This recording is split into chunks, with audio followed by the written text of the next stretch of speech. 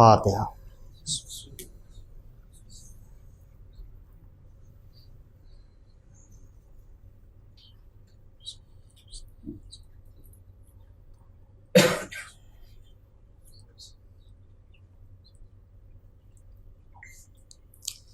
لا حول ولا قوة الا باللہ العلی العظیم۔ اعوذ باللہ من الشیطان اللعین الرجیم۔ بسم اللہ الرحمن الرحیم۔ الحمد للہ الذی لم يتخذ ولدا ولم یکن له شریک فی الملک ولم یکن له ولی من الذل وکبرہ تکبیرا۔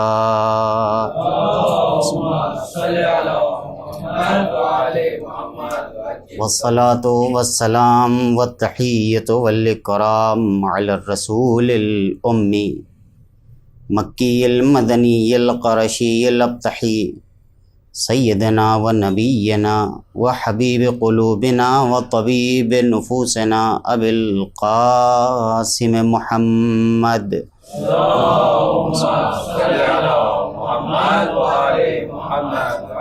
وعلى أهل بيته الطيبين الطاهرين المعصومين المظلومين المنتخبين المنتجبين الذين أذهب الله عنهم الرجس وطهرهم تطهيرا۔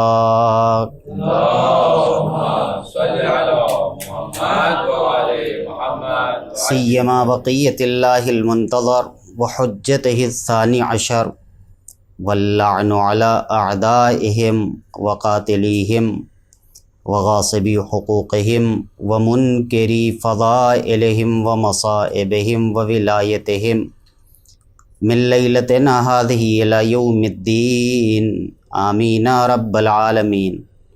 أما بعد، فقد قال رسول الله صلى الله عليه وآله وسلم إني تارك فيكم الثقلين کتاب اللہ وعطرتی اہل بیتی ما ان تمسکتم بہما لن تضلوا بعدی ولن یفترقا حتی یردا علی الحوض۔ صلوات علی محمد۔ اللہم صل علی محمد وآل محمد وعجل فرجہ۔ سلسلہ بیان کی پہلی گفتگو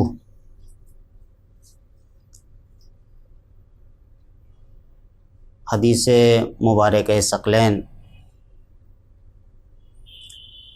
کہ جو ایسی حدیث ہے کہ اگر فضائل اہل بیت علیہم الصلاۃ والسلام میں کوئی حدیث نہ ہوتی تو یہ حدیث ان کی فضیلت کے لیے کافی ہے، اور ایک معرکۃ الآراء حدیث ہے کہ جس سے خط اہل بیت کی حقانیت اور دشمنان اہل بیت کا بطلان ثابت ہوتا ہے،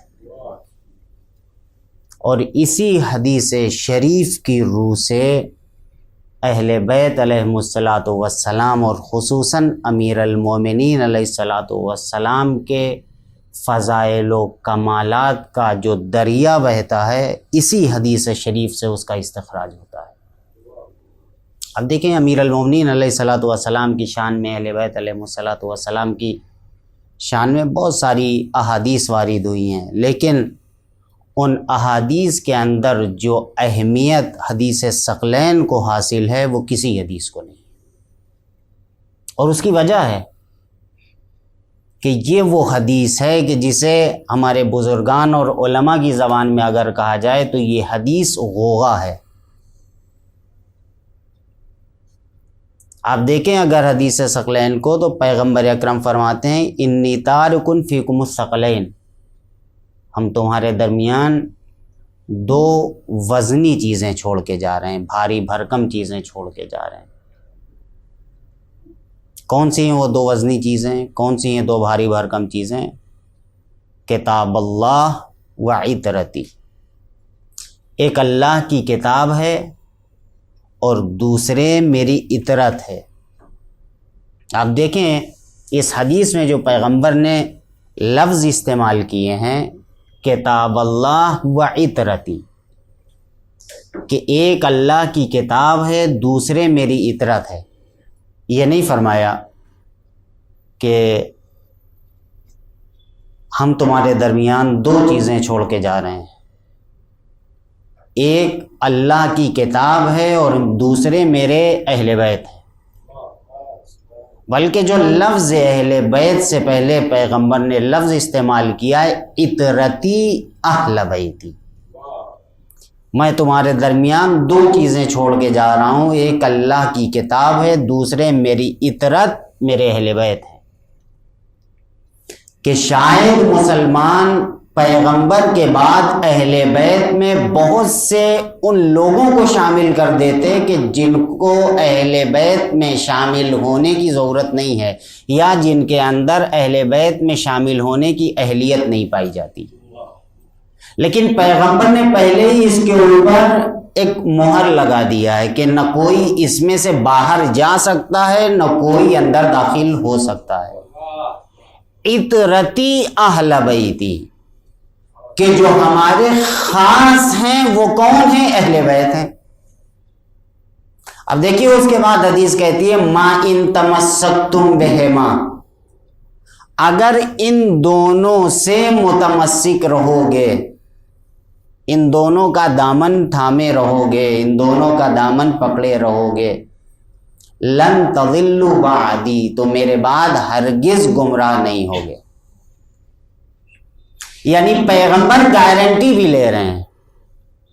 آج آپ کے پاس اگر کوئی آ کے کہے کہ آپ کل کی گارنٹی لے لیجئے، کل کی ضمانت لے لیجئے کسی چیز کی، تو آپ کہیں گے ہم اپنی زندگی کی تو ضمانت نہیں لے سکتے ہیں، تمہاری کس چیز کی گارنٹی لیں؟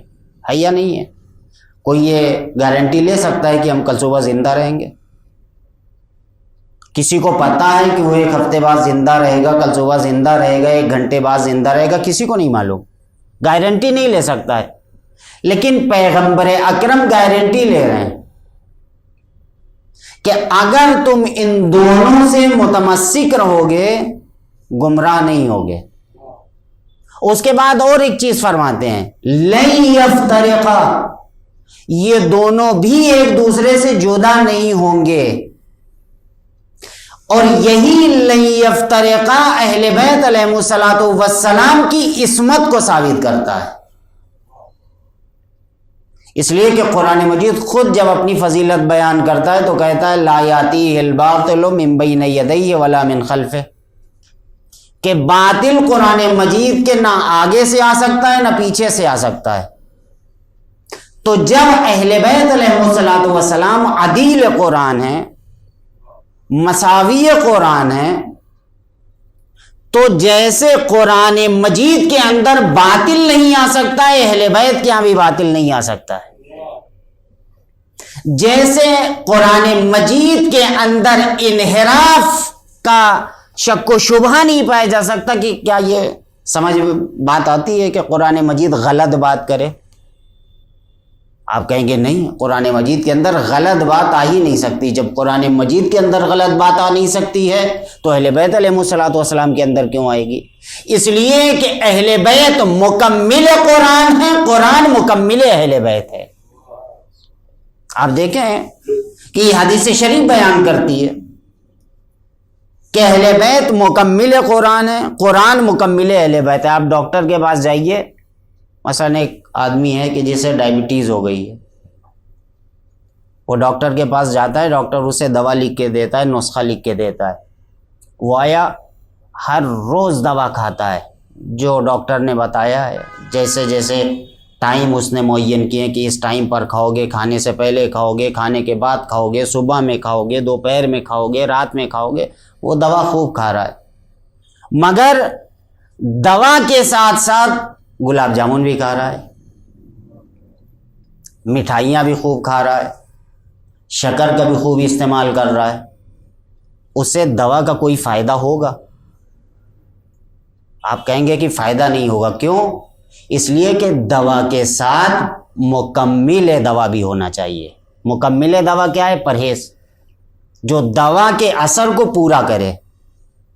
یعنی صرف دوا کافی نہیں ہے، بلکہ اس کے ساتھ غذا میں پرہیز بھی ہونا چاہیے، کھانے پینے میں پرہیز بھی ہونا چاہیے۔ دوسرا آدمی ہے، اس نے پرہیز شروع کر دیا، دوا نہیں لے رہا ہے، کیا پرہیز اس کے لیے خالی کافی ہے بغیر دوا کے؟ آپ کہیں گے نہیں پرہیز کافی نہیں ہے، دوا بھی ہونا چاہیے پرہیز بھی ہونا چاہیے۔ اس کا مطلب یہ ہے کہ دوا پرہیز کے لیے مکمل ہے، پرہیز دوا کے لیے مکمل ہے۔ بغیر پرہیز کے دوا فائدہ نہیں پہنچا سکتی، بغیر دوا کے پرہیز فائدہ نہیں پہنچا سکتا، دونوں کو ساتھ میں ہونا چاہیے۔ بس یہی مثال قرآن و اہل بیت علیہ الصلوۃ والسلام کی ہے کہ بغیر قرآن کے اہل بیت علیہ الصلوۃ والسلام کو سمجھا نہیں جا سکتا، بغیر اہل بیت کو قرآن کو نہیں سمجھا جا سکتا۔ قرآن کو سمجھنا ہے تو اہل بیت کے دامن سے متمسک ہو، اہل بیت کو سمجھنا ہے تو قرآن کے دامن سے متمسک ہو۔ ایک صلوات پڑھیں محمد والے محمد۔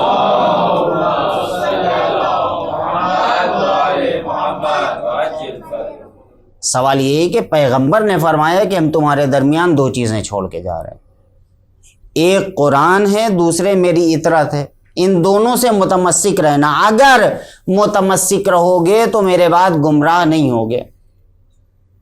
وَلَن يَفْتَرِقَا، یہ دونوں ایک دوسرے سے جدا نہیں ہو سکتے۔ گویا پیغمبر گارنٹی لے رہے ہیں، پیغمبر نے گارنٹی لیا ہے کہ قرآن کے اندر جیسے انحراف نہیں آ سکتا، اہل بیت کی زندگی میں بھی انحراف نہیں آ سکتا ہے۔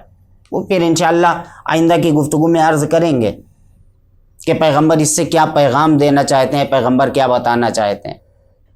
لن یفترقا حتی یرد علی الحوض، یہاں تک کہ یہ دونوں حوض کوثر پر پیغمبر کے پاس پہنچ جائیں۔ تو سوال یہ پیدا ہوتا ہے کہ اگر قرآن اہل بیت سے جدا نہیں ہوگا، اہل بیت قرآن سے جدا نہیں ہوں گے، تو آج میرا سوال عام مسلمانوں سے ہے جو یہ کہتے ہیں کہ قرآن ہمارے لیے کافی ہے، جنہوں نے اہل بیت کے دامن کو چھوڑ دیا ہے، اگر اس حدیث شریف کو صحیح مانتے ہیں، اور ان کی مجبوری بھی ہے ماننا، اس لیے کہ جتنی تاکید اس حدیث شریف کے اوپر اہل سنت کی کتابوں میں ہے، شاید ہی کسی حدیث کے متعلق اتنی تاکید ہو۔ آپ کہیں گے کہ سب سے زیادہ تاکید حدیث غدیر کی ہے، اسی خطبہ غدیر کا یہ حدیث بھی حصہ ہے۔ آپ دیکھیں پیغمبر نے حج کے موقع پر عرفات کے میدان میں اس حدیث کو ارشاد فرمایا، مسجد خیف میں پیغمبر نے اس حدیث کو ارشاد فرمایا، خطبہ غدیر کے اندر پیغمبر نے اس حدیث کو ارشاد فرمایا، اپنے حج سے واپسی کے بعد مدینے میں پیغمبر نے اس حدیث شریف کو بیان فرمایا، اپنے وقت آخر پیغمبر نے اس حدیث شریف کو بیان فرمایا۔ کہاں کہاں پر انسان روکے گا، کہاں کہاں پر پیغمبر کی زبان کو پکڑے گا؟ ہر جگہ، یعنی جس طریقے سے پیغمبر نے قرآن کی معرفی کیا، اسی طریقے سے پیغمبر نے اہل بیت کو پہچنوایا۔ یعنی قرآن اور اہل بیت یہ دونوں ساتھ ساتھ رہیں گے۔ قرآن کو سمجھنا ہے اہل بیت کو سمجھو، اہل بیت کو سمجھنا ہے قرآن کو سمجھو۔ ایک صلوات پڑھے محمد والے محمد۔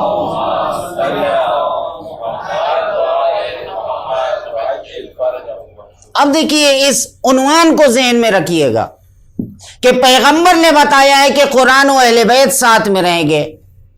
اب قرآن نے جگہ جگہ پر اہل بیت علیہ الصلوۃ والسلام کی معرفی کرنا شروع کر دیا۔ جیسے جگہ جگہ پر آپ دیکھیے کہ اہل بیت علیہ الصلوۃ والسلام قرآن کے بارے میں تاکید کر رہے ہیں، امیر المومنین کا وقت آخر ہے، وصیت کر رہے ہیں، اس میں فرما رہے ہیں اللہ فی القرآن، قرآن کے بارے میں اللہ کا خیال رکھنا۔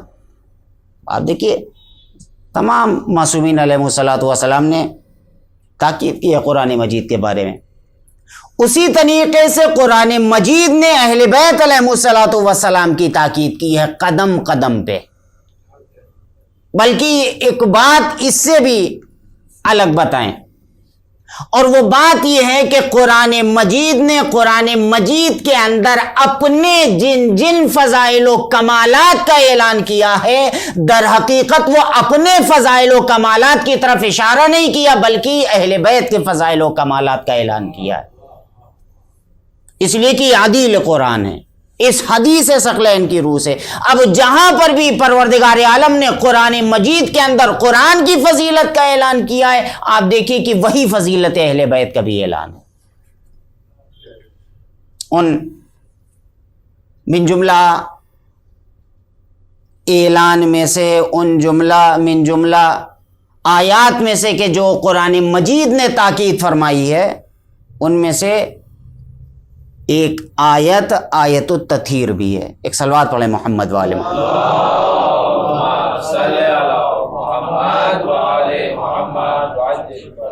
سورہ مبارک احزاب کے اندر آیت نمبر 33 کہ پروردگار عالم نے اہل بیت عصمت و طہارت کے عصمت کی گواہی، طہارت کی گواہی دی ہے. انما یرید اللہ لیذھب عنکم الرجس اہل البیت ویطہرکم تطہیرا.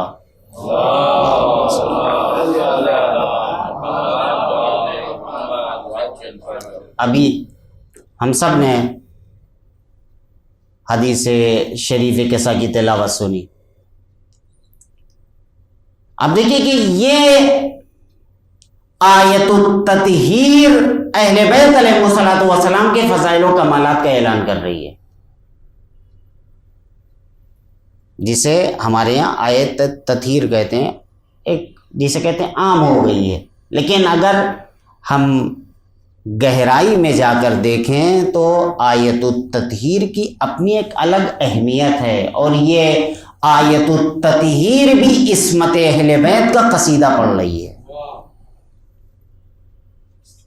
اس سے پہلے والی آپ آیت دیکھیں جو مسلمان اعتراض کرتے ہیں کہ اس سے مراد پیغمبر کی ازواج ہیں. 28 سے لے کر 34 تک سورہ احزاب کی آیت 28 سے 34 تک، یہ آیت نمبر 33 کا حصہ ہے آیت التطہیر. اس میں تقریباً 27 ضمیروں کا استعمال کیا گیا ہے، 27 فعل کا استعمال کیا گیا ہے جو سب کے سب مؤنث ہیں. آیت التطہیر سے پہلے ان 28 سے لے کر آیت التطہیر کے پہلے تک 25 ضمیروں کا استعمال کیا گیا ہے کہ جو مؤنث ہے. آیت التطہیر کے بعد 2 ضمیروں کا استعمال کیا گیا ہے اور فعل کا کہ جو مؤنث ہے.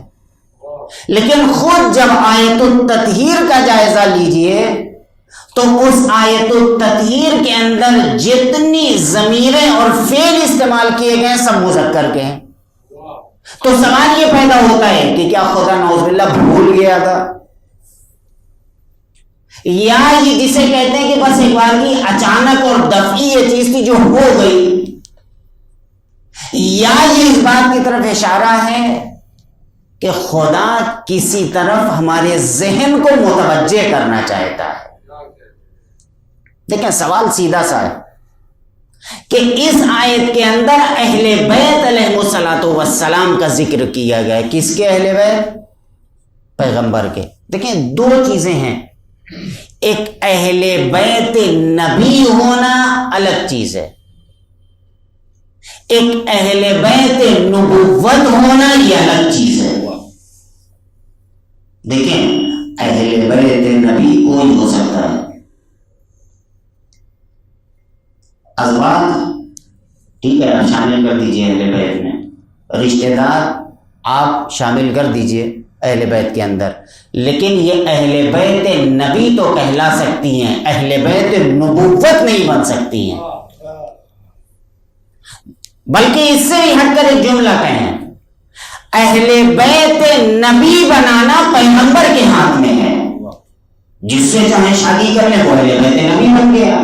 لیکن اہل بیت نبوت بنانا یہ پیغمبر کے ہاتھ میں بھی نہیں ہے، خدا جسے چاہتا ہے اہل بیت نبوت بناتا ہے. اور اسی لیے جب ہم زیارت جامع کبیرہ شروع کرتے ہیں تو پہلا ہی جملہ السلام علیکم یا اہل بیت النبوۃ، تم پر سلام ہو اے اہل بیت نبوت.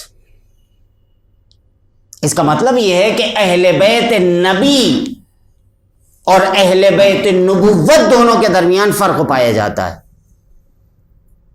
ہو سکتا ہے کچھ لوگ کہیں کہ نہیں ایسا نہیں ہے، لیکن ایک فرضیہ قائم کیا ہے ہم نے کہ اگر آپ بالفرض اہل بیت نبی کے اندر ازواج کو شامل بھی کر دیں تو اہل بیت نبوت کے اندر ازواج کو شامل نہیں کیا جا سکتا ہے. ہو سکتا ہے کوئی توجیہ کرے کہ شامل کیا جا سکتا ہے، لیکن نبی میں تو شامل کیا جا سکتا ہے، نبوت میں شامل نہیں کیا جا سکتا. اور اسی لیے معصوم نے فرمایا السلام علیکم یا اہل بیت النبوہ. اور اسی لیے آپ روایات اٹھا کر دیکھیے تو آپ کو اس بات کا اندازہ ہوگا. انس بن مالک نے جو روایت آیت التطہیر کے متعلق نقل کی ہے اس میں فرمایا کہ پیغمبر اپنی وفات سے 6 مہینے پہلے سے اپنی وفات کے آخر تک ہر روز نماز صبح سے پہلے در سیدہ پر آ کے دق الباب کرتے تھے. فرماتے تھے السلام علیکم یا اہل بیت النبوہ انما یرید اللہ لیذہب عنکم الرجس اہل البیت ویطہرکم تطہیرا الصلاۃ الصلاۃ.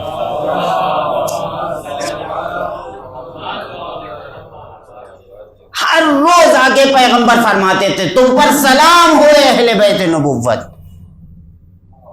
نماز کا وقت ہے، نماز کا وقت ہے.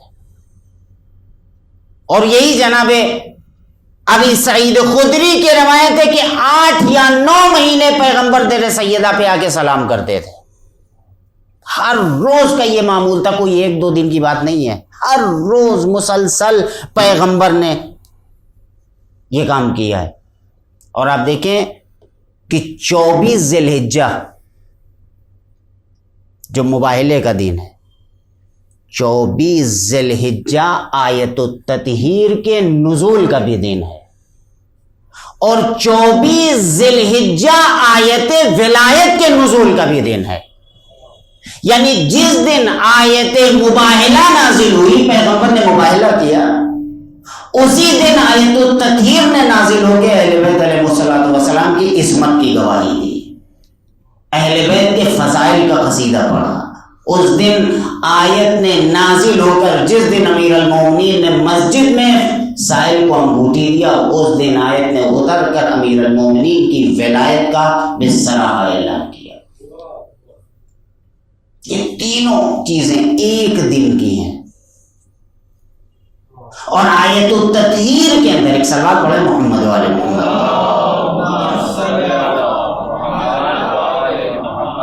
آپ دیکھیں کہ جو لفظ ہے انما یرید اللہ، کہ بس اور بس اللہ کا ارادہ یہ ہے، انما کا حصر کے لیے اللہ کا ارادہ یہ ہے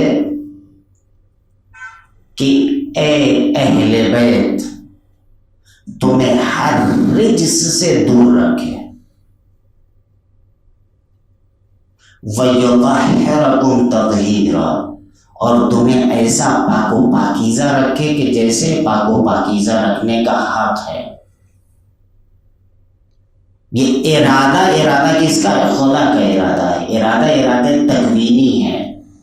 ایسا نہیں کہ انسان نے بہت عبادت کیا تو پروردگار عالم نے اسے ثواب میں اور اجر میں اور جزا میں یہ دے دیا. نہیں، کچھ چیزیں ہیں کہ جو ارادہ خدا بندی ہیں، اس میں عمل کا کوئی دخل نہیں ہے. وہ پروردگار عالم جس کو چاہتا ہے عطا کرتا ہے. خدا جب کوئی کام کرنا چاہتا ہے تو کہتا ہے کن فیکون، وہ چیز ہو جاتی ہے. یہی ارادہ جسے ارادہ تکوینی کہا جاتا ہے. اہل بیت علیہ السلام کی طہارت بھی وہی ارادہ تکوینی ہے.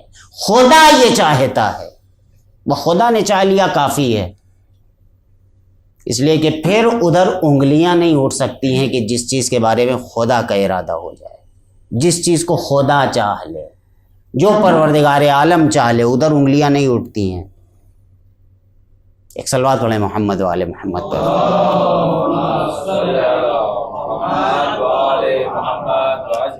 آپ دیکھیں کہ قرآن مجید نے جو لفظ رجس بیان کیے ہیں وہ یا تو رجس معنوی ہیں، یا بعض جگہ پر ظاہری ہیں، یا بعض جگہ قرآن مجید میں وہ ہیں کہ جہاں ظاہری اور باطنی دونوں مراد ہیں.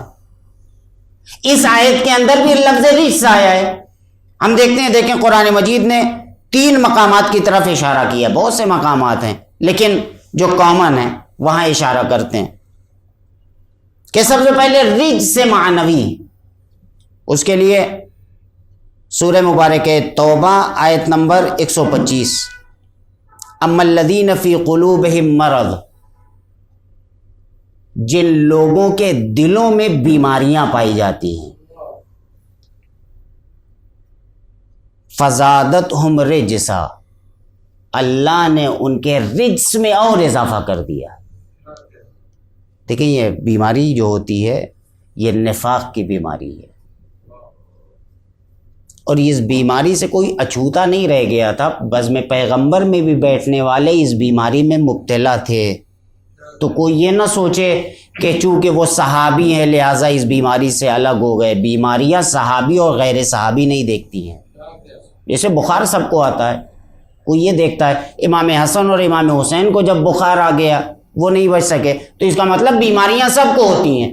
یہ الگ سی بات ہے کہ پروردگار عالم نے رجس کو دور کر کے اہل بیت کو ان بیماریوں سے مبرہ کر دیا، لیکن کچھ وہ لوگ تھے کہ جو بیماری میں ایسے مبتلا ہوئے کہ پیغمبر نے انہیں اپنی بزم سے اٹھا کے باہر کا راستہ دکھا دیا۔ تو یہ اپنے اپنے مقدرات کی بات ہوتی ہے۔ کوئی آتا تھا بزم پیغمبر میں تو پیغمبر استقبال میں کھڑے ہو جایا کرتے تھے، کوئی آتا تھا بیٹھا رہتا تھا اور باہر جا کے کہتا تھا پیغمبر کیا کہہ رہے ہیں۔ یہ تو مقدر کی بات ہے، یہ تو قسمت کی بات ہے اپنے اپنے۔ لیکن اس کا مطلب یہ ہے کہ دیکھیں اگر حدیث ثقلین کی روح سے دیکھیں یا آیت التطہیر کے روح سے دیکھیں تو جو شرف اہل بیت رسالت و نبوت کو ملا ہے وہ صحابہ کو نہیں مل سکا۔ لاکھ آج لوگ کہیں صحابہ فلاں ہیں اور صحابہ یہ ہیں اور صحابہ وہ ہیں، لیکن پینٹ کرنے سے اصلی رنگ نہیں آتا ہے۔ پینٹ پینٹ ہی رہتا ہے، اصلی رنگ ہوتا ہے۔ پروردگار عالم کا رنگ الگ ہے، صبغت اللہ، اہل بیت علیہ الصلوۃ والسلام صبغت اللہ ہیں۔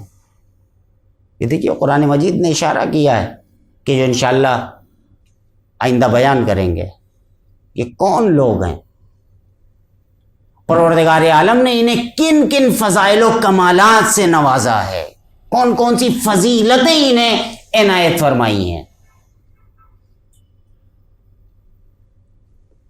3 طرح کی بیماریاں ہیں، 3 طرح کے رجس ہیں کہ جنہیں قرآن نے بیان کیا ہے۔ اما الذین فی قلوبہم مرض فزادتہم رجسا الی رجسہم، اللہ نے ان کے رجس کو اور بڑھا دیا ہے۔ رجس یعنی نجاست، پلیدی، گندگی، جو بھی آپ کہیں، جتنی بری چیز کا تصور کر سکتے ہو اللہ نے ان کے اس نجاست میں اضافہ کر دیا ہے۔ معنوی پلیدی کے طرف یہ قرآن مجید اشارہ کر رہا ہے سورہ توبہ آیت نمبر 125 میں۔ وَمَاتُوا وَهُمْ کافرون، وہ لوگ اس عالم میں مرے کہ کافر مرے۔ اس کا مطلب یہ ہے کہ رجس انسان کو کافر بنا کے چھوڑتا ہے۔ سب سے بڑی بات یہ ہے کہ رجس انسان کو کافر بنا کے چھوڑتا ہے۔ آخر تک یہ بیماری انسان کے دل سے نہیں جاتی ہے، لیکن پروردگار عالم نے اہل بیت علیہ الصلوۃ والسلام کو اس رجس سے دور رکھا۔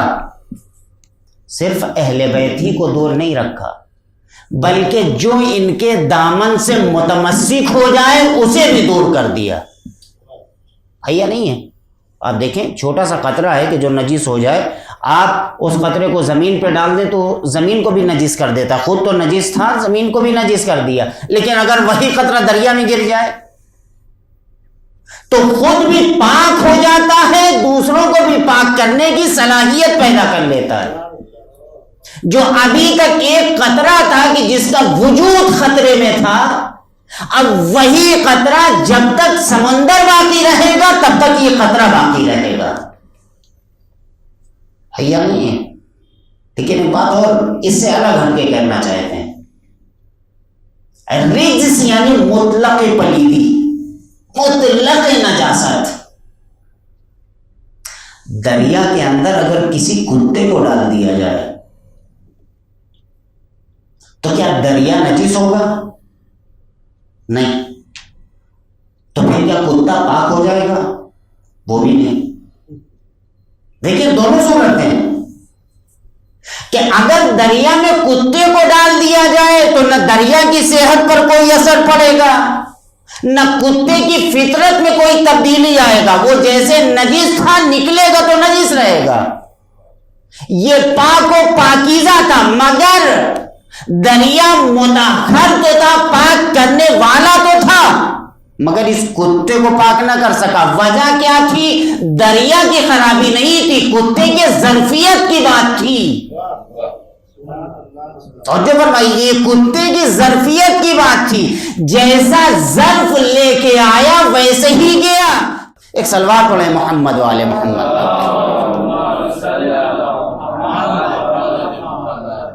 دوسری چیز رجس سے ظاہری قرآن مجید نے اشارہ کیا ہے.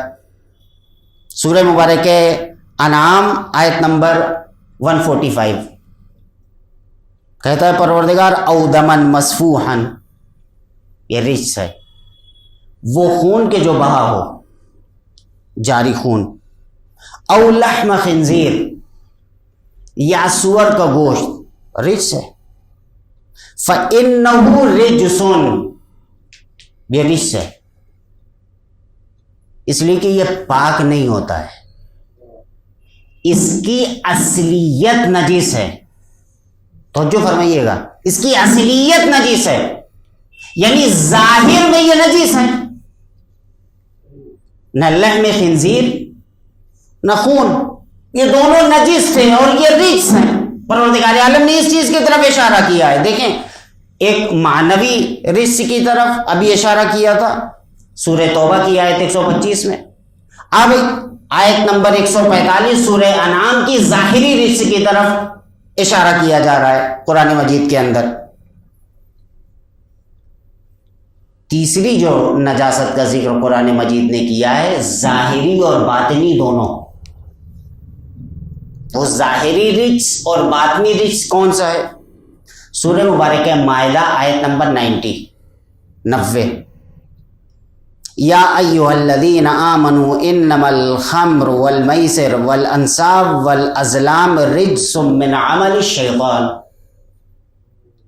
اے صاحبان ایمان, شراب, جوا, بت اور جو پاسے پھینکے جاتے ہیں رجس من عمل الشیطان, یہ رجس ہیں, یہ پلیدیاں ہیں, یہ نجاستیں ہیں, یہ شیطانی عمل ہے.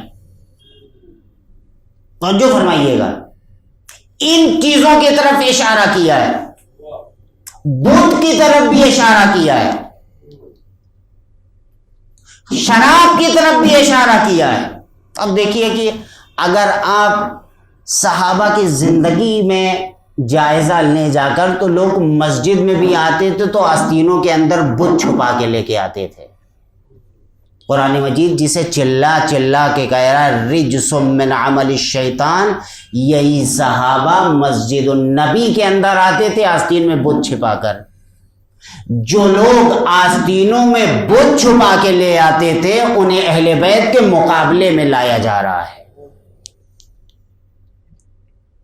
دیکھیں جو آدمی بوڑھا ہوتا ہے وہ اگر داڑھی پر یا بال پر کلر لگا لے تو بال اور داڑھی کالے ہو جائیں گے لیکن وہ جوان نہیں ہوگا. لاکھ فیکٹری میں صحابہ سازی کی گئی مگر وہ بات آ ہی نہیں سکی جو پروردگار عالم نے اہل بیت عصمت و طہارت میں رکھی تھی, اس لیے کہ وہ خدا کی فیکٹری میں بنائے گئے تھے, یہ شام کی فیکٹری میں بنائے گئے ہیں. دیکھیں مال میں فرق ہوتا ہے نا, ایک ہوتا ہے میڈ ان چائنا ہوتا ہے, ایک میڈ ان جاپان ہوتا ہے. وہاں بھی ایسی جو پیغمبر نے احادیث بیان کی تھی ان کے مقابلے میں بھی احادیث آنے لگی مارکیٹ میں, نئی طرح طرح کی. آپ دیکھیں آج تو زمانہ ہی ایسا ہے کہ ایک کمپنی ہر مہینے کوئی نہ کوئی نئی گاڑی لانچ کرتی ہے مارکیٹ میں ہے. مثلا ماروتی آپ لے لیجئے, نئی نئی گاڑیاں لانچ کر رہا ہے. ایک مہینہ پہلے فلاں، دوسری فلاں، کوئی نہ کوئی تو آدمی پھنسے گا، یہ والی لے گا، یہ والی لے گا، یہ والی لے گا. لوگ اچھا جتنا ہوگا لوگ اسے پسند کریں گے، خریدار. پیغمبر نے جتنی احادیث بیان فرمائی ان کے مقابلے میں فوراً ایک حدیث نکلتی تھی. اچھا لوگ کہتے ہیں کہ مسلمانوں نے حدیث گڑھی. سب سے پہلے حدیث تو خلیفہ اول نے گڑھی کہ جب شہزادی اپنے حق کا مطالبہ کرنے کے لیے مسجد کے اندر گئی تو انہوں نے کہا، پیغمبر نے فرمایا کہ ہم گروہ انبیاء نہ میراث لیتے ہیں نہ میراث چھوڑ کے جاتے ہیں، جو بھی ہوتا ہے سب صدقہ ہوتا ہے. یہ کون لوگ ہیں؟ یہ وہ لوگ ہیں کہ جنہوں نے پیغمبر کے سامنے یہ کہا تھا حسبنا کتاب اللہ. قسمت نے ان کو ایسا ذلیل کیا کہ حسبنا کتاب اللہ کہنے والے لوگ آج حدیث خدا سے تمسک کر رہے ہیں، حدیث رسول خدا سے تمسک کر رہے ہیں. جن لوگوں نے قرآن کو کافی کہا تھا، جب شہزادی انہیں قرآن سنانے لگی تو پھر وہ حدیثوں کا سہارا لینے لگے. دیکھیں قدرت ذلیل کرتی ہے ان لوگوں کو. ایک صلوات پڑھیں محمد والے محمد پر.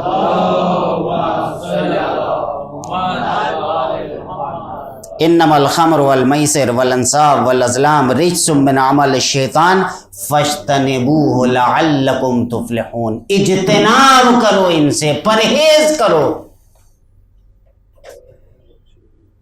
دیکھیں تاریخ کے اندر اٹھا کے دیکھیے، آپ کو ملے گا کہ خلیفہ صاحب کے لوٹے سے کسی نے وضو کی اور وضو کرنے کے بعد اسے تھوڑا سا پی لیا، وہ مست ہو گیا. یہ پتہ نہیں یہ لوٹے کے اندر کچھ اور تھا یا پانی ہی ایسا تھا کہ جو مست کر دیتا تھا. ایک صلوات پڑھیں محمد والے.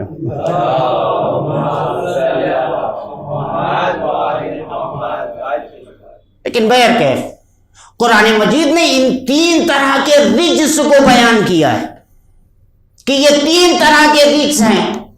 یا تو رجس ظاہری ہوگا، یا معنوی اور باطنی ہوگا، یا معنوی اور باطنی دونوں ہوگا. اس آیے کریمہ کے اندر پروردگار عالم نے اہل بیت کو جس رجس سے دور کیا ہے وہ رجس ظاہری بھی ہے باطنی بھی ہے.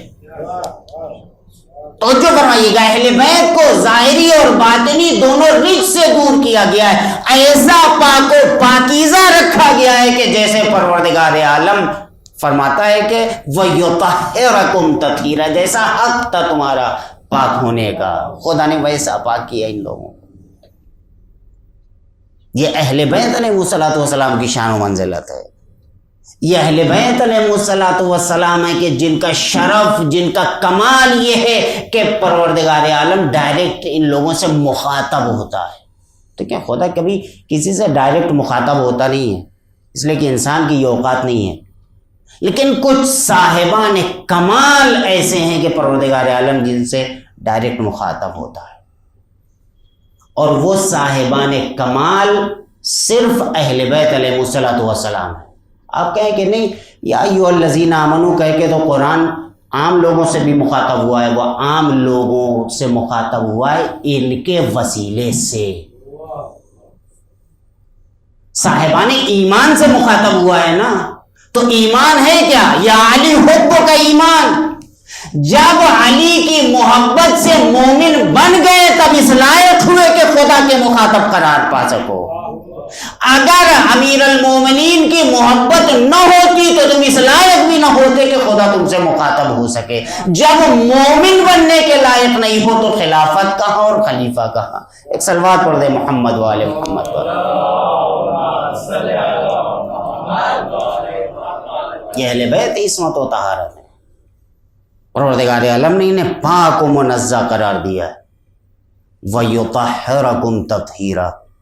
جناب مریم علیہ السلام جب ان کا ذکر ہوتا ہے تو پروردگار عالم کیا کہتا ہے؟ یا مریم ان اللہ اصطفاک وطہرک واصطفاک علی نساء العالمین. اے مریم، اللہ نے آپ کو چن لیا ہے، آپ کو پاک قرار دیا ہے، آپ کو عالمین کی عورتوں پر منتخب کر لیا ہے. طاہرہ کے ایک مرتبہ استعمال ہوا، لیکن سارا عالم اسلام کہتا ہے کہ قرآن مجید کی روح سے جناب مریم معصوم تھی۔ سارے مسلمان جس کو بھی اٹھائیے وہ یہی کہتا ہے کہ قرآن مجید کی روح سے جناب مریم معصوم ہے۔ کیوں؟ اس لیے کہ خدا نے ان کو پاک قرار دیا ہے۔ خداوند عالم اگر مریم کو ایک مرتبہ طاہرہ کی سند دے دے تو مسلمان ان کی عصمت کو قبول کر لے۔ جن کے بارے میں دوہری طہارتوں کا ودیعہ قرآن مجید دے رہا ہے، وَيُطَهِّرَكُمْ تَطْهِيرًا، مسلمان اس کی عصمت کو ماننے کو بھی تیار نہیں ہے۔ ایک صلوات پڑھیں محمد والے محمد۔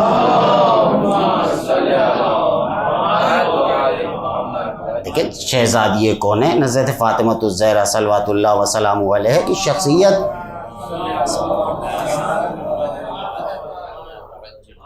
عجیب و غریب ہے۔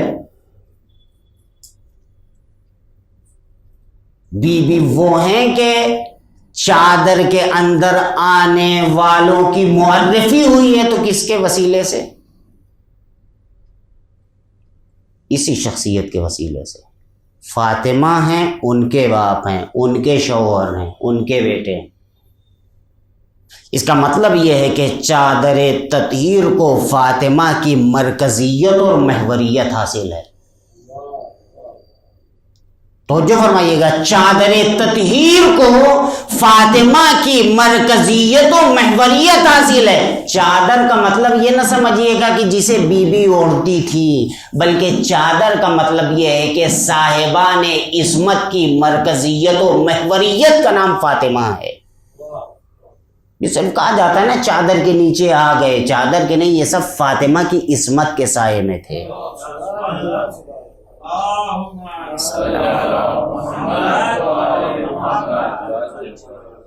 اگر پیغمبر کو ذوف بدن تھا، پیغمبر کی طبیعت اچھی نہیں تھی، تو کسی بیوی کے گھر میں چلے جاتے کہ تھوڑا سا دوا دے دو، لے آؤ، ہمیں لیٹنا ہے، آرام کر لیں۔ کیوں در سیدہ پر آئے پیغمبر؟ اس کا مطلب یہ ہے کہ رسالت بھی در سیدہ پہ آ کے ان کی چادر سے طلب شفا کرتی تھی۔ توجہ فرمائیے گا، رسالت بھی آ کر در سیدہ پر جناب سیدہ کی چادر اوڑھ کر طلب شفا کرتی تھی۔ جب پیغمبر اکرم کہ جن سے افضل بشر کوئی نہیں ہے، وہ آ کے فاطمہ کو وسیلہ شفا بناتے ہیں، تو اگر ہم فاطمہ کو وسیلہ شفا بناتے ہیں تو مسلمانوں کو برا لگتا ہے۔ بھائی اگر کفر کا فتویٰ دینا ہے تو پیغمبر کے اوپر کفر کا فتویٰ صادر کرو، اس لیے کہ یہ سنت پیغمبر ہے، یہ کوئی ہماری ایجاد نہیں ہے، اس لیے کہ پیغمبر نے فرمایا ہے، اور پیغمبر کا ہر عمل سنت ہے۔ جب وہاں پھنستے ہیں تو آ کے کہتے ہیں کہ نہیں سنت پر ہم لوگ عمل کرتے ہیں، لیکن جب عمل پیغمبر کی بات آتی ہے تو پھر بھول جاتے ہیں، ساری روایتیں دب جاتی ہیں۔ یہ تو اپنے اپنے مقدر کی بات ہے، یہ تو اپنے اپنے نصیب کی بات ہے، یہ تو ولایت کے صدقے میں۔ دیکھیں انسان کے اندر کوئی کوالٹی نہیں ہوتی ہے، لیکن ہر انسان کہ جو آج جسے توفیق ہوئی ہے کہ وہ فرش عزائے سید الشہداء کے اوپر آئے، کسی نہ کسی اس کی نیکی کا نتیجہ ہے کہ جو بلایا گیا ہے۔ سوال یہ ہے کہ ہم نے کون سا ایسا کام کیا تھا کہ خدا نے ہمیں اس گھرانے میں پیدا کیا کہ جہاں کے افراد ولایت علی و محبت علی سے سرشار تھے؟ کچھ نہ کچھ تو رہا ہوگا، اور اس کی بازگشت بہت لمبی جاتی ہے، بہت دور تک جاتی ہے، کہ جو ایک الگ موضوع ہے، لیکن ہمیں اس کا شکر ادا کرنا چاہیے کہ پروردگار عالم نے ہمیں اس گھرانے میں، اس خاندان میں پیدا کیا کہ جہاں کے لوگ عشق علی سے سرشار ہوتے ہیں، جن کی مائیں انہیں لوریاں دیتی ہیں تو علی کی مدح سرائی کر کے، علی کا قصیدہ سنا کر۔ لیکن شخصیت عجیب ہے جناب سید عالمیان کی، فاطمہ الزہرا کی۔ فاطمہ اس شخصیت کا نام ہے کہ جو ائمہ معصومین کے اوپر بھی حجت ہے، معصومین علیہ الصلوۃ والسلام. دیکھیں جناب فاطمہ کون ہے؟ رسول ہیں، نبی ہیں، امام ہیں؟ نہیں ہے، نہ رسول ہیں، نہ نبی ہیں، نہ امام ہیں، لیکن پھر بھی اماموں کے اوپر ان کی حکومت ہے، اس لیے کہ فاطمہ حجت ہیں ائمہ معصومین علیہ الصلوۃ والسلام کے اوپر. کیا مطلب؟ مطلب یہ ہے کہ ہمارے لیے معصومین کی اطاعت ضروری ہے، معصومین کے لیے فاطمہ کی اطاعت ضروری ہے. اس شخصیت کا نام ہے فاطمہ الزہرا. لیکن بعد شہادت پیغمبر اکرم جناب سیدہ کے ساتھ کیا کیا گیا؟ کہتے ہیں نا، ہمارے یہاں مشہور ہے کہ ابھی پیغمبر کا کفن بھی میلا نہیں ہوا تھا کہ لوگ در سیدہ پہ جمع ہو گئے آگ اور لکڑیاں لے کر. یہ میلا ہونے کی بات نہیں ہے. دیکھیں پیغمبر کی شہادت ہوئی 28 صفر کو، اور پیغمبر کو دفن کیا گیا ہے 1 ربیع الاول کو. توجہ فرمائیے گا، پیغمبر کا دفن کی تاریخ 1 ربیع الاول ہے، اور در سیدہ پر پہلا حملہ 1 ربیع الاول کو ہوا ہے. 3 حملے ہوئے ہیں در سیدہ پر. پہلا اٹیک فاطمہ کے گھر پر 1 ربیع الاول کو، جس دن سرکار رسالت کو سپرد لحد کیا گیا ہے، دفن کیا گیا ہے. اس کے بعد جب دوبارہ حملہ کیا گیا اس میں جناب محسن کی شہادت واقع ہوئی. یہ کون ہے فاطمہ؟ جس کے لیے پیغمبر فرماتے ہیں فاطمہ تو بضعۃ منی، فاطمہ میرا ٹکڑا ہے، رسالت کا ٹکڑا ہے، نبوت کا ٹکڑا ہے. من آذاہا فقط آذانی، جس نے فاطمہ کو تکلیف پہنچائی اس نے مجھے تکلیف پہنچائی. کتنی تکلیفیں پہنچائی گئی فاطمہ کو کہ روضہ رسول پر آ کے کہتی ہیں بابا صبت علی مصائب لو انہا صبت علی الایام صرن لیالیا. آپ کے بعد مجھے اتنا ستایا گیا، اتنی تکلیف دی گئی، اتنی مصیبتیں میرے اوپر اونڈیلی گئیں کہ اگر وہ دن پر مصیبتیں پڑتی تو دن رات ہو جاتے، دن اندھیرے ہو جاتے، تاریک ہو جاتے. اتنی مصیبتیں ہیں. جب بزم رسالت میں بی بی آتی تھی تو آنے کے بعد پیغمبر کھڑے ہو جاتے تھے، ہاتھوں کا بوسہ دیتے تھے، پیشانی چومتے تھے. لیکن جس پیشانی پر پیغمبر بوسہ دیا کرتے تھے مسلمانوں نے اس چہرے پر تماچے مارے. فاطمہ دیوار و در کے درمیان آ گئی. یا فضت و خزینی قد قتل ما فی احشائی، اے فضہ میری خبر لو میرا محسن شہید ہو گیا.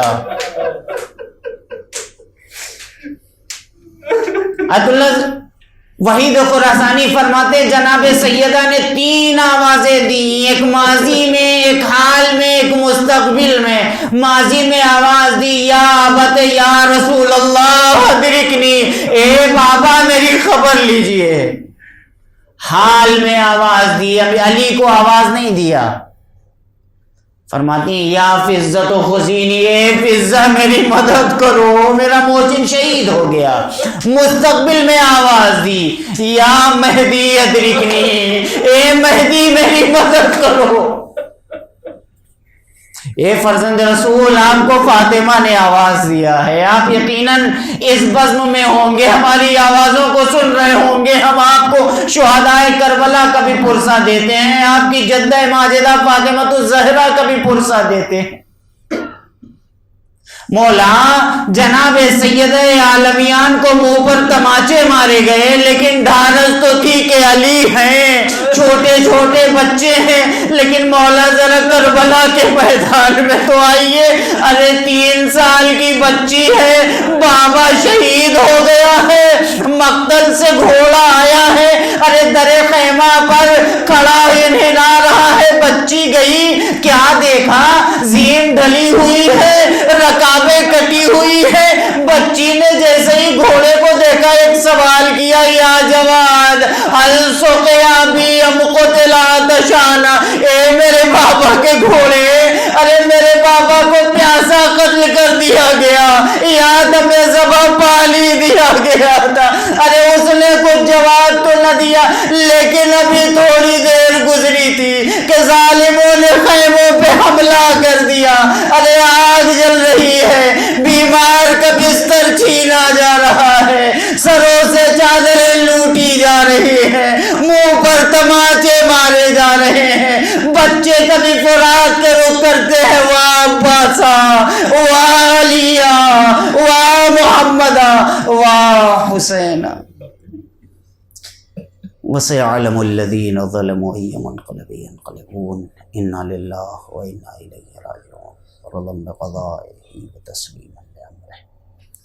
پروردگار محمد و آل محمد کا واسطہ ہماری اس مختصر سی عبادت کو قبول فرما، جو بیمار ہیں بے حق بیمار کربلا شفا کامل و عاجل عنایت فرما، جو مقروض ہیں انہیں قرضوں سے سبکدوش فرما، پرچم اسلام کو سربلند فرما، پرچم کفر و شرک و نفاق کو سرنگوں فرما۔ پروردگار محمد و آل محمد کا علماء عاملین کا سایہ ہمارے سروں کے اوپر باقی رکھ۔ پروردگار محمد و آل محمد کا واسطہ ہمارے آخری امام اپنی آخری حجت کے ظہور پر نور میں تعجیل فرما، ہمیں ان کے آوان و انصار و ناصر و مددگار میں شامل فرما۔ ربنا تقبل منا انک انت السمیع العلیم۔ پہلو بھی شکستہ ہے، تربت بھی شکستہ ہے، پہلو بھی شکستہ ہے، تربت بھی شکستہ ہے، پہلو بھی شکستہ ہے، تربت بھی شکستہ ہے۔ کیا حال یہ امت نے، کیا حال یہ امت نے زہرا کا بنایا ہے، پہلو بھی شکستہ ہے، تربت بھی شکستہ ہے، پہلو بھی شکستہ ہے، تربت بھی شکستہ ہے۔ خاتون کوئی غم سے یوں چور نہیں دیکھی، ایسی کوئی دنیا میں مستور نہیں دیکھی، 18 برس میں ہی لگتی جو ضعیفہ ہے، پہلو بھی شکستہ ہے، تربت بھی شکستہ ہے، پہلو بھی شکستہ ہے، تربت بھی شکستہ ہے۔ دربار میں ظالم نے کی ایسی پذیرائی، کس طرح سے تو بھی پھر لوٹ کے گھر آئی، بالوں کی سفیدی نے سب حال سنایا ہے، پہلو بھی شکستہ ہے، تربت بھی شکستہ ہے، پہلو بھی شکستہ ہے، تربت بھی شکستہ ہے۔ تو روتی رہی گھر میں حیدر سے بھی چھپ چھپ کے، تو روتی رہی گھر میں حیدر سے بھی چھپ چھپ کے، عصمت کی طرح دکھ بھی پردے میں رہے تیرے، کچھ درد تیرے بھی بس جانتی فضا ہے، پہلو بھی شکستہ ہے، تربت بھی شکستہ ہے، پہلو بھی شکستہ ہے، تربت بھی شکستہ ہے۔ تو ایسے جنازے ہیں تاریکی میں جو اٹھے، بس گھر کے ہی لوگوں نے دونوں کو دیے کاندھے، ایک فاطمہ زہرا ہے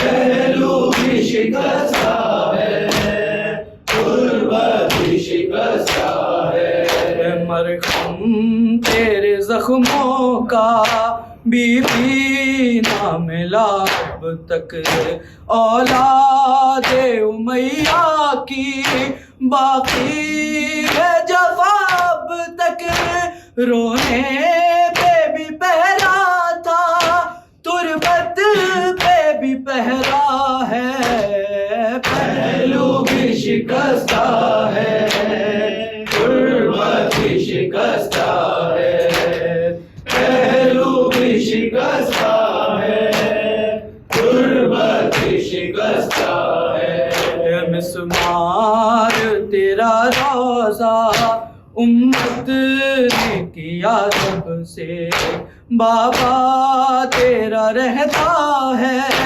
تربت پہ تیری تب سے، کب گنبد خضرا میں بابا تیرا رہتا ہے، پہلو بھی شکستہ ہے، غربت بھی شکستہ ہے، پہلو بھی شکستہ ہے، غربت بھی شکستہ ہے، مہدی سے کوئی پوچھے کیا اس پہ گزرتی ہے، مہدی سے کوئی پوچھے کیا اس پہ گزرتی ہے، آباد بقیہ سے جب رونے کی آتی ہے، آنکھوں سے لہو رو کر وہ بھی یہی کہتا ہے، پہلو بھی شکستہ ہے، غربت بھی شکستہ ہے، پہلو بھی شکستہ ہے، غربت بھی شکستہ ہے، حسرت ہے یہی مولا ہر ماتم سینے میں، آ پائے تو ہو ماتم جی بھر کے مدینے میں، ہر ماتم سینے پر لکھا ہے عریضہ ہے، پہلو بھی شکستہ ہے، غربت بھی شکستہ ہے، پہلو بھی شکستہ ہے، غربت بھی شکستہ ہے، وہ کرب بلا ہو یا مشہد ہو کے سامرا، یثرب ہو نجف ہو یا زندان کا دروازہ، ہر سمت یہی بی بی جاری تیرا گریا ہے، پہلو بھی شکستہ ہے، غربت بھی شکستہ ہے، پہلو بھی شکستہ ہے، غربت بھی شکستہ ہے، تصویر حقیقت کی خوابوں کو بنا دیجئے، اے بی بی تکلم کو تعبیر دکھا دیجئے، ماتم تیری تربت پہ ہوتے ہوئے دیکھا ہے، پہلو بھی شکستہ ہے، غربت بھی شکستہ ہے،